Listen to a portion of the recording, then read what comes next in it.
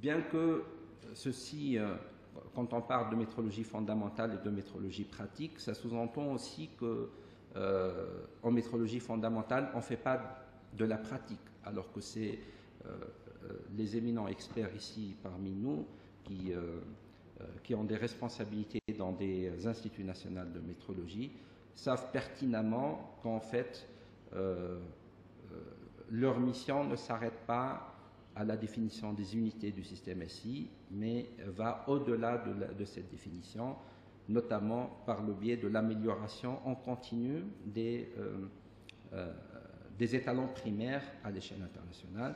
Monsieur Cohn, ce matin, avait annoncé notamment certains travaux au niveau du BPM pour développer ces étalons internationaux. Mais ceci, c'est juste pour vous présenter un peu les différentes tendances, bien que actuellement, la segmentation la plus connue, c'est ces trois composantes, c'est-à-dire la métrologie scientifique, la métrologie légale, qui traite un peu tout ce qui est réglementaire, et la métrologie industrielle, qui traite un peu les aspects volontaires de la métrologie.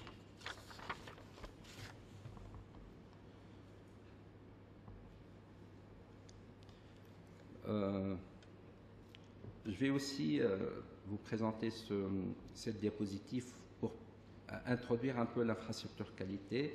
Mais là, je constate que ce matin, Dr. Cohn parlait de cinq piliers. Après, on en parle de 4. Et là, moi, je vous présente 3 piliers. J'espère qu'en fin de matinée, on ne sera pas à 2 piliers. Mais je crois qu'on va se limiter à 3 piliers. De toute façon, sur 2, ça ne peut pas tenir.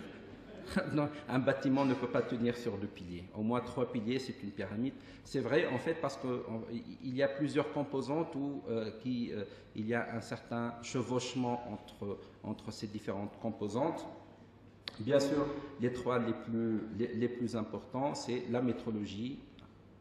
Je m'excuse pour les représentants des autres domaines, mais métrologie, accréditation et normalisation, ça représente un peu, à mon sens, les 3 piliers de l'infrastructure qualité.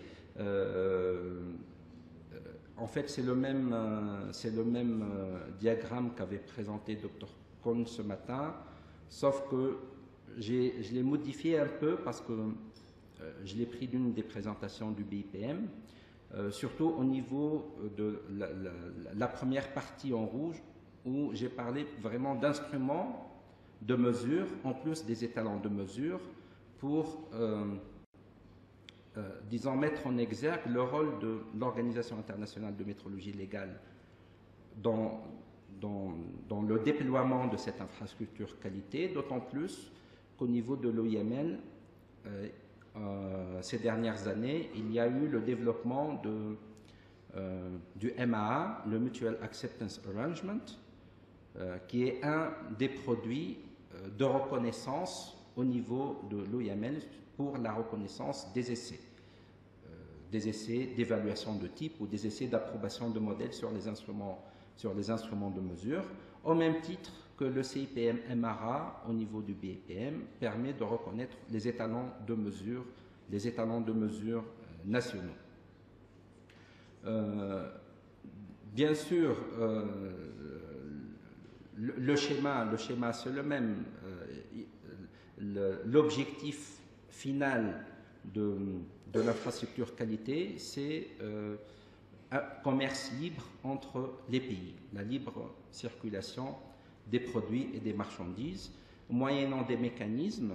Ces mécanismes, on les retrouve au niveau des organismes certificateurs. D'ailleurs, dans ce contexte-là, en fait, la certification, on peut la considérer comme étant un des éléments cachés de l'accréditation, parce qu'en fait, les organismes certificateurs sont soumis à l'accréditation, pour être reconnus, sont soumis à l'accréditation de la part des organismes d'accréditation, le référentiel d'accréditation étant la norme ISO 17021. Bien sûr, il y a la composante normalisation, avec l'ISO comme étant le chapeau ou l'organisation internationale qui régit un peu toutes ces activités. Et puis, bien sûr, il y a les organes d'accréditation, ILAC et IAF, sans rentrer, bien sûr, dans les débats actuels, notamment en matière de fusion de ces deux organisations internationales. Je ne sais pas si au niveau du programme, il y aura la présentation sur le contexte de l'accréditation à l'échelle internationale et les présentateurs pourront nous donner des éclaircissements sur cet aspect. Donc voilà un peu les trois piliers. Bien sûr, métrologie, en commençant par les instruments, les étalons.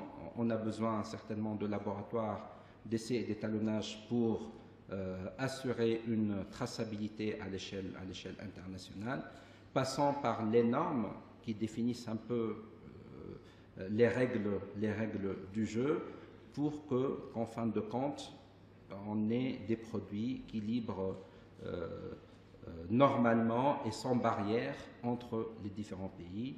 Et ici, je reviens au slogan qui est souvent affiché par l'Organisation mondiale du commerce, qui est « One Stop Testing ». Ça veut dire un seul test à la fois. Donc, les pays doivent opter de telle sorte pour qu'on n'ait pas le droit de faire plus d'un essai sur un produit, et qu'à partir d'un essai, lorsque l'infrastructure qualité au niveau d'un pays est conforme aux exigences internationales, un produit n'est soumis à essai qu'une seule fois pendant sa circulation entre les pays. Et donc, en fait, cette infrastructure qualité, elle représente un peu le passeport de ces produits.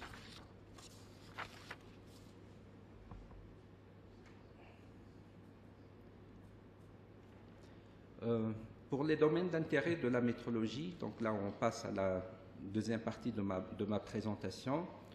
Ce matin, vous avez eu l'occasion avec Dr Kuhn de voir un peu